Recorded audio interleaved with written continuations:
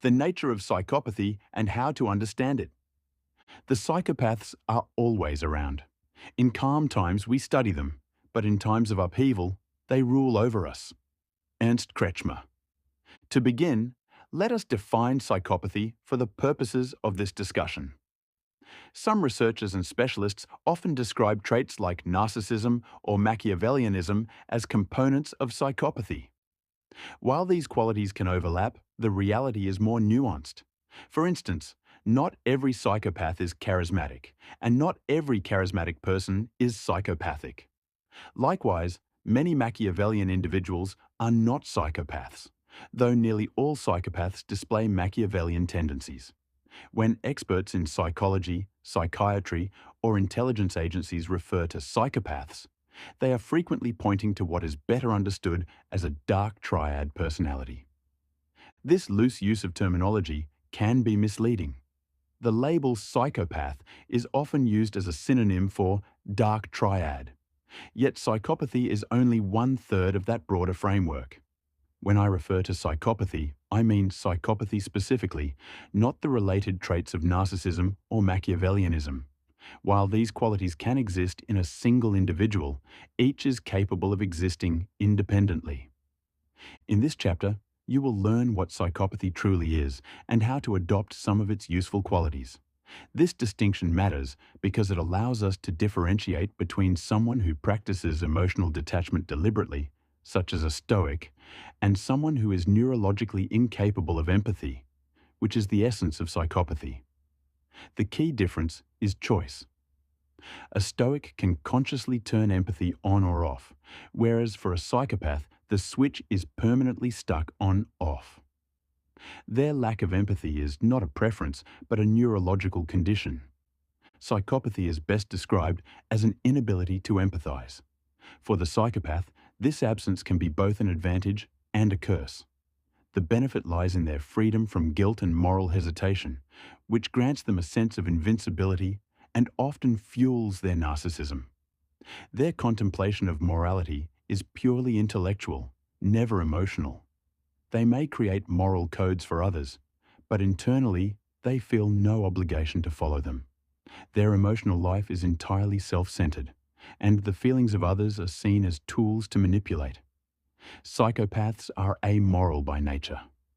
To care about morality requires empathy, and by virtue of their neurology, they lack it. This deficiency can even be measured through lower brain activity on medical scans such as MRAs. In red pill discussions, people often speak about the power of not giving a fuck. For psychopaths, this is not a skill, but a constant state. They never care about you as a person, your well-being, or your struggles. What they care about is getting what they want. They may act as though they care, but their interest only extends as far as your usefulness. If you represent value to them, they may appear protective, but only because you are an investment they wish to preserve until it benefits them. Their apparent concern is never about you as an individual, but about how you serve their self-interest. Your value to a psychopath is defined by your utility. If you provide a service now or could in the future, they may maintain you as a resource. But they are incapable of true concern for your well-being. Skilled psychopaths can create the illusion of care, cloaking their manipulation in charm. This is never genuine.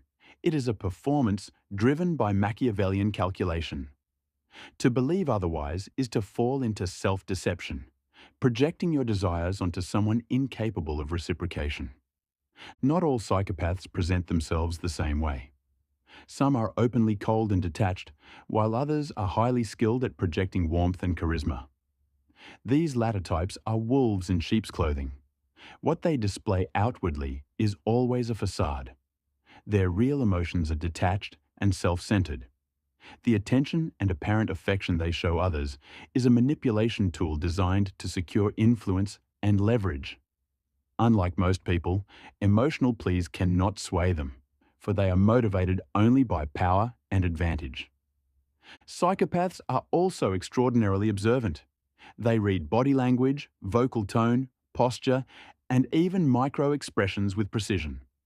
Every fidget, hesitation, or scratch can be catalogued and analysed.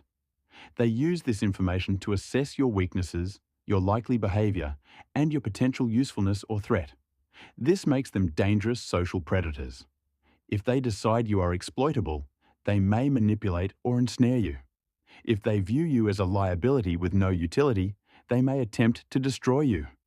While all psychopaths display Machiavellian tendencies, not all Machiavellians are psychopaths. A person can emulate some psychopathic traits through stoicism, training themselves to suppress empathy temporarily, but they cannot neurologically become a psychopath. A stoic works against their natural emotions, while a psychopath lacks those emotions altogether. For example, guilt and remorse are processes a stoic may suppress, but a psychopath never experiences them in the first place. Machiavellianism can be learned. Psychopathy cannot. The former is an art, the latter is a neurological condition. You can study the skills psychopaths use, but you cannot replicate their biology. For a psychopath, people are always viewed as tools. If you are useful, you may be kept around. If you are useless or a liability, they may actively harm you. Psychopaths embody cruelty precisely because they are free of guilt. For ordinary people, guilt serves as a barrier to unrestrained selfishness. Psychopaths lack this barrier entirely. Female psychopathy is relatively rare, largely due to biological and hormonal differences.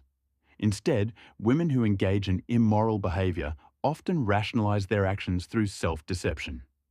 They may convince themselves they are acting for the right reasons, reframing guilt through justification and blame shifting. This is not true psychopathy, but a form of emotional dissociation. It allows them to commit harmful acts while maintaining the illusion of moral correctness. Women are often adept at convincing themselves of falsehoods because their reasoning is heavily influenced by their emotional state. This capacity for self-deception allows them to rewrite their internal narratives, enabling them to reconcile harmful actions with a false sense of justification. Paradoxically, psychopaths often possess remarkable insight into human behavior. Their ability to observe and deduce allows them to weaponize truth. They can overwhelm others with cold, cutting observations that expose vulnerabilities. Delivered without compassion, this kind of truth can feel abusive, leaving the target shattered. While it may resemble a red pill moment, the psychopath's intent is to harm, not to enlighten. They can also twist truth into manipulation. By mixing accurate observations with falsehoods, they create a powerful blend that convinces others of lies by anchoring them to verifiable facts. This makes them exceptional gaslighters, capable of driving people into confusion and self-doubt without ever feeling guilty for the harm caused. If Machiavellianism is neutral, a tool that can be used for good or ill, psychopathy is inherently destructive. It cannot be suppressed or reshaped into something harmless. It simply is.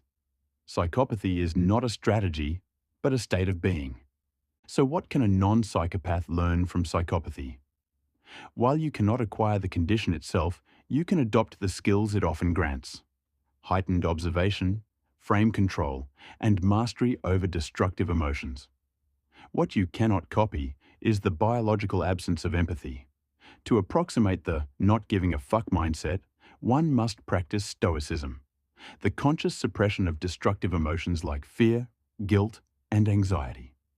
Stoicism teaches you to endure emotion without rationalizing or feeding it. By focusing on the feeling itself with calm detachment, you strip it of its influence. This practice can resemble meditation, training the mind to separate thought from feeling. Over time, it strengthens self-control, sharpens focus, and creates resilience. Fearlessness and confidence emerge naturally when negative emotions no longer dominate. Practical steps include meditation, weightlifting, and consistent mental discipline. By confronting and dissolving destructive emotions, you gain greater control of your life and increase personal power. Observation is another skill to cultivate. Cold reading, the practice of analyzing people based on subtle cues, allows you to draw accurate deductions without direct questioning. Posture, tone of voice, gestures, clothing, and word choice all reveal information about a person's confidence, intelligence, and intentions. Over time, this practice sharpens intuition to the point where your gut feeling becomes a reliable guide. To develop this ability, spend time in public places watching people. Observe body language, listen to conversations, and note subtle patterns. Use peripheral vision or even sunglasses to disguise your observations. The more you practice, the sharper your deductions will become. This skill not only protects you, but can also give you influence over others when necessary. Key points. Cold reading is the art of deducing traits from nonverbal cues, posture, eye contact, gestures, breathing, and verbal nuances, tone, vocabulary, accent, word choice. Clothing, grooming, tattoos, jewelry, and makeup all signal status, self-image, and insecurities. Women's makeup use often reveals differences between natural confidence and insecurity masked by illusion. Developing this skill sharpens intuition, creating fast, accurate heuristics about people. Cold reading is cold because it's covert. Observation without probing questions. Practicing in public spaces, cafes, streets, hones awareness and builds psychological reconnaissance skills.